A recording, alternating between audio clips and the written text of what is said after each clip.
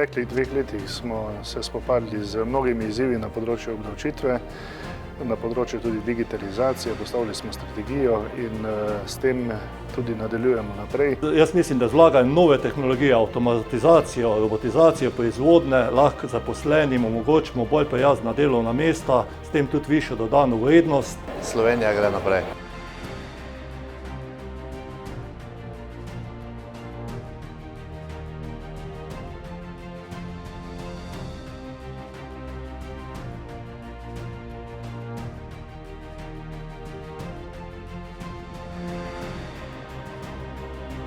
Naslov mi je všeč, da gre Slovenija naprej, ne samo slovenski nogomet, in jaz mislim, da smo se danes marsikaj zmenili.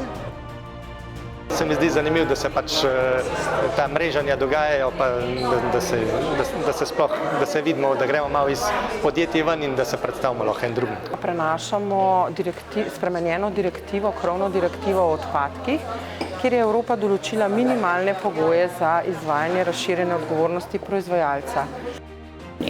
Napotujemo jih, da preko pogajanj na kolektivni ravni dogovarjajo različne in drugačne oblike vezane na najnižje osnovne plače, na vprašanje dodatkov in pa na vprašanje razmerij med tarifnimi razredi.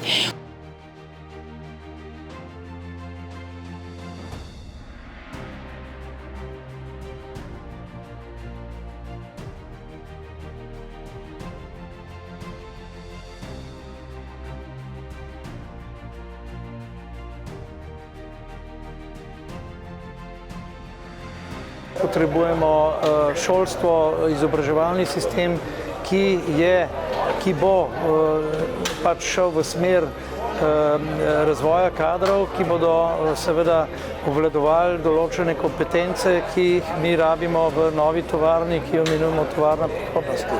Je pa dejstvo, da se moramo v naslednjem času veliko več usmerjati v kader in kompetence, ki jih ta kader ima, da bomo lahko sledili industriji 4.0 tudi na tem področju. Se mi zdi, da je vajeniški program boljši, kot pa šolski program, zato ker se več naučiš. Dosegati večji delež starejših zaposlenih v Sloveniji je temelj, ki bo v bodoče krojil pravzaprav podobo, način življenja tudi tako v gospodarstvu kot v negospodarstvu.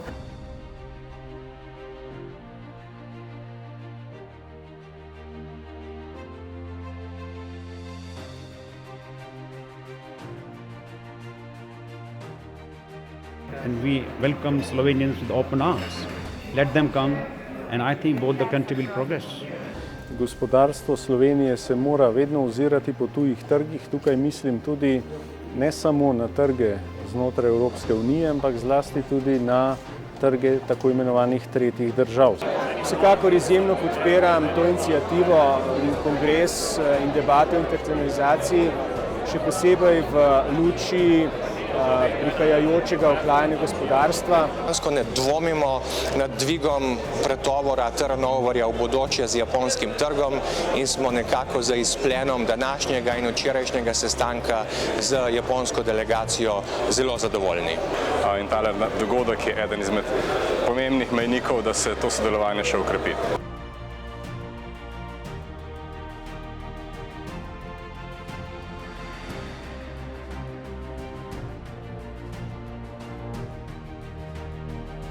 Na izdelku pa je detajl, na katerega smo lahko vsi ponosni, saj krasi našo zlato inovacijo, to pa je napis Made in Slovenija.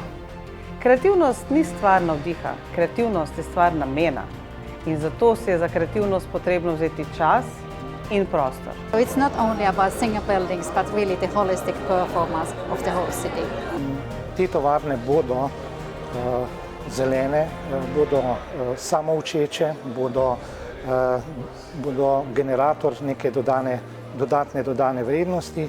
Razstava Future Food je res nekaj posebnega, saj daje možnost tako institucionalnim predstavnikom, kot pa tudi podjetjem, industriji, da se predstavimo in tako dosežemo strokovno javnost, pa tudi končne potrošnike. Zato smo zelo veseli, da smo lahko del te razstave.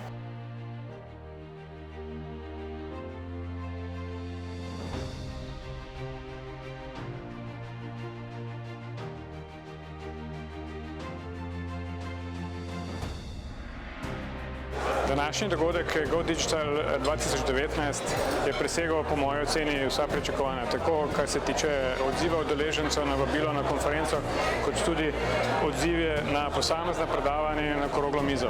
V prihodnje upam, da bo več podobnih dogodkov. V podjetju Domel se zavedamo pomembnosti teh sprememb, ki prihajajo, tako da se nekje osredotočamo na 3 področja, se pravi povezljivost naših izdelkov, digitalizacija poslovnih procesov in pa digitalizacija proizvodnih procesov.